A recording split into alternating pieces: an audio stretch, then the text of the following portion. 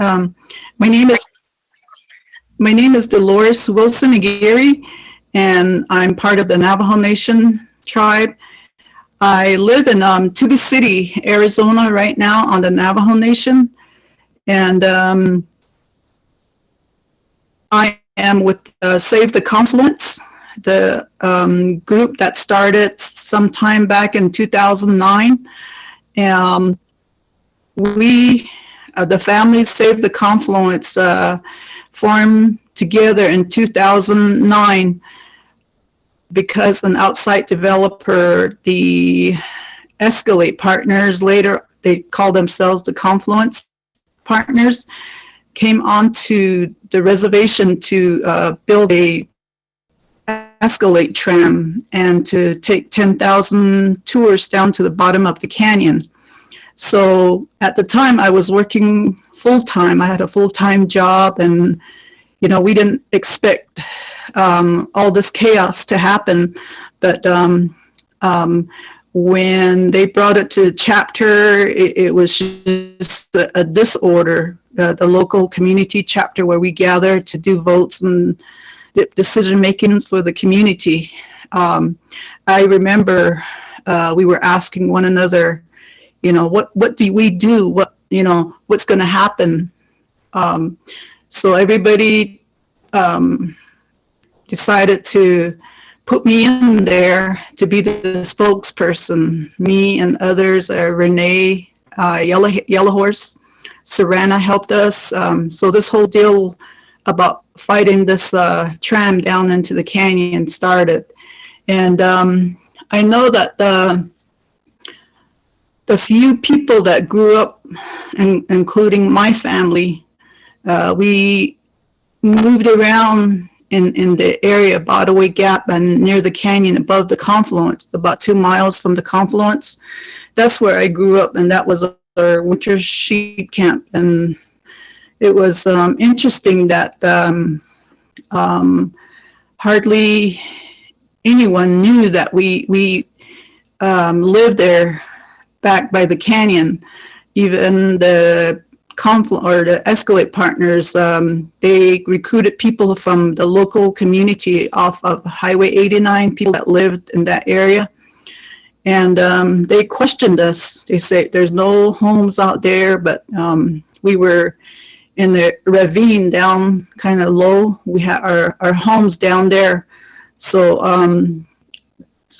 when they tried to sweet talk us into building this Escalate and to support them, we got together and we talked about it, and we said, we have to be careful. So we kind of backed off. And this is when the Bennett freeze was lifted in 2009. Right around that time, they came in, and one of our former late leader, Albert Hale, was involved too.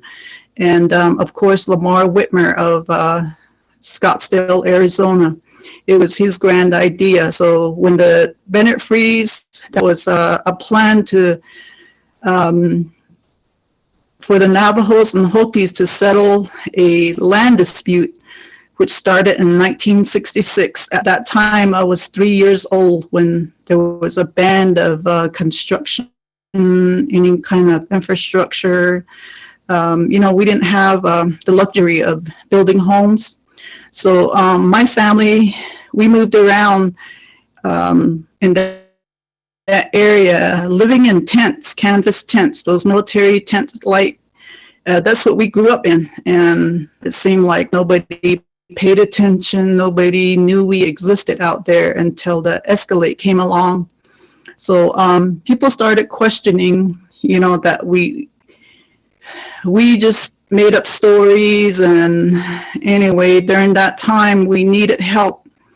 And it kind of started moving fast. So in 2012 of October, our chapter brought a resolution to okay the building of this tram, the Escalate to go down into the canyon. And there was a lot of, we questioned the vote because the way they handled the Escalate partners and their supporters, it was like all of a sudden there was going to be a chapter meeting, and we all gathered and ran over there, you know, and somehow we managed to delay the meeting to the next. They didn't say when, but it was scheduled the next week. So we were outvoted by like 5 or 7. I can't exactly remember, but we were outvoted. And I remember that day, my sister, I remember she couldn't believe what happened, and she and my other cousin, my cousin Erlene, they just broke down. And you know, these developers, they were just senseless and just no care in the world, you know, and they were making fun of us while we were in tears. And I remember one was videotaping my sister and my cousin, and it was really mentally damaging. So from there on, I think a lot of people decided to kind of step away from our group. But there was a small group of us that came together, and I remember at the time Savannah came along, and some young people came along to help us. And we were like, what do we do? So I was the one that asked Grand Canyon Trust to assist us, and they've been helping us since. So in October of 2017, the resolution that we made, the council to do opposition to this Escalate tram, and it went before the Navajo Nation Council, and it was voted down. And only 2 of our leaders, council delegates, voted for the tram, and then the rest, 24 or 22, voted against it. So we were happy. But in 2018, another project, another idea of building hydro dams came along by a guy out of Phoenix, Arizona. His name is Steve Irwin. And so that's what came along again. And I thought for myself, you know, fighting with these developers, it was just really hard. It was really mentally draining. And but when you consider, and when you grow up there, it's you're part of the canyon, you're part of the land, you're part of the animals, the plants, ceremonies, the sacred areas, especially the confluence of the canyon where the water meets. There were stories told during the times we had ceremonies when medicine men came around to do prayers. And I specifically remember my brother, who was in the Vietnam War at the time. My mom, she used to go up to the canyon and do her prayer. You know, I was kind of too young to know, but we were told, you know, you do not go on top of the canyon for just to be there. So all the years that I've grown up there, I hardly went to the canyon. And like I said, it seemed like nobody knew we existed out there.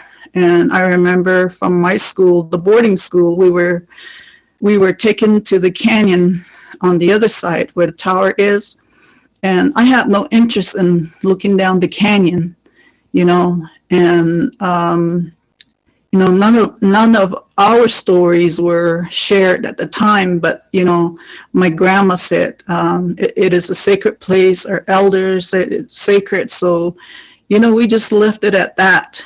But today, since the fight to save the confluence, there are a lot of visitors that come around to the canyon, and you see vehicles going out there daily sometimes.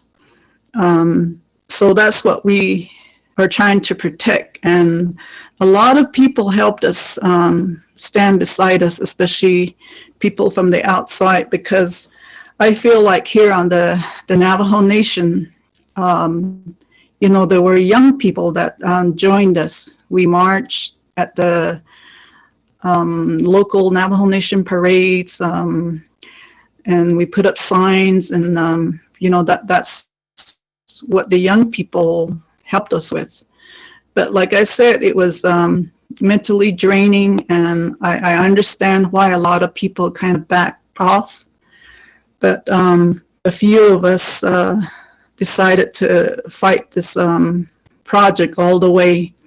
And you see all these power lines going across our reservation where we used to live, and all that power, it didn't come to us, to the reservation. And when the Bennett freeze was lifted in 2009, you know, the idea of this tram and highway, you know, that was being talked about. So it was totally unfair that we were left out again. So we fought, and the project was voted down. And so in March of 2018, back to the dams, the federal regulatories accepted a preliminary permit application for the Phoenix-based proposed hydro storage LLC. And as of yesterday, I am aware that he claims to have talked to our chapter, Botaway Gap chapter individuals from the area, and he is basing his plan to develop on the Botaway Gap chapter. And little does he know that the resolution was passed a while back when the Escalate project was voted down, and in there we stated that the areas are considered sacred, and we are going to safeguard it. So he's basically saying what the former Escalate developer Lamar Whitmer is saying, that the locals are supporting it, and Navajos, a lot of the Navajos go off the reservation to find work, and this project is going to bring a lot of work for the locals. So the Cameron chapter was passed just last week, and that was brought up to him, and he says that doesn't matter. Cameron chapter does not have a say in this development. So I think a lot of these type of people will continue to come onto the reservation. So right now we're working on legislation to present before our Navajo Nation Council, and to protect the Confluence and the Little Colorado rivers. There seems to be so much attacks on the rivers. So and we're working with the Grand Canyon Trust and other groups to educate people, our leaders, and going around to the communities currently and save the Confluence. We're still having our meetings with as a group. So I think I'm almost running out of time. How many minutes do I have? About 5 minutes, so we can do some Q&A or you can keep going. Okay. All right. Well, let me just go ahead and take questions or comments. So that is what we're doing as a family, and I wish, you know, the proposal for any projects would just go away. And right now, us families are working on moving back and getting our home site leases in the area. With the help of environmentalist groups, we were funded some funds, grants, and that's what we're going to use. So we're strategizing. We're going to fix the sacred site areas, the trails, and that's what our mission is. Thank you. Dolores, thank you very much. Some resources have also been added into the chat around some websites based on what Dolores was sharing. Experience with Yeah, I forgot to mention, if you have questions or anything, we have our Save the Confluence website, which has a lot of information, and we're hoping to that the latest comment from Steve Irwin, that will be picked up by a news soon. I wonder if to that point there's any direct action that I could identify that might be helpful for members of the Confluence who want to be in alliance, could do that would be beneficial and not harmful. Mm-hmm. We can, we're planning on having our family meeting on April 2nd again, and we can put it out there, but right now I think the guy is just babbling. He says he's going forward with the project, but there's an injunction made by the Navajo Nation, and he's saying that he's still waiting for the feasibility studies too. So it just sounds like he's just talking. Dolores, you want to come off or onto video or come off of mute, and any questions or comments?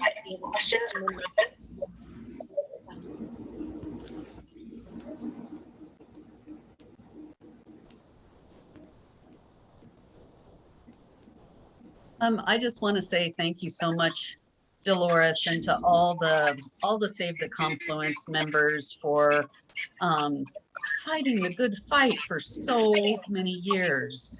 I mean, and you're right, the attacks against the LCR, the threats of development keep coming, and there's so many, it seems like the developers just put forth lies and whatever will help their cause, and but please know that we're 100%, 1,000% behind you, and are just in awe of the grassroots work that you did, all of you, to make that escalate proposal, vote it down, and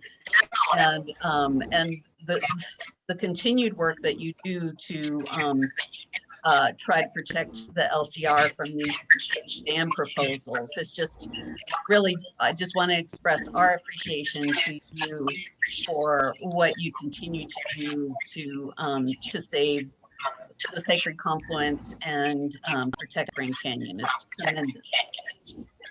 Mm-hmm. You're welcome. Yeah, and I just want to thank all of you that stood beside us, and the developers, the Escalate partners already figured out that, you know, we were a small group and we were going to be powerless, but the outside world stood beside us, did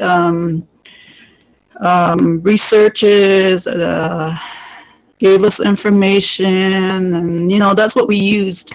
So thank you to the world too that stood beside us. Your voices, your action. Thank you. Dolores, thank you for being with us here today and for sharing that really necessary perspective. We are going to shift now from Native Voices in a different aspect as well, through video. So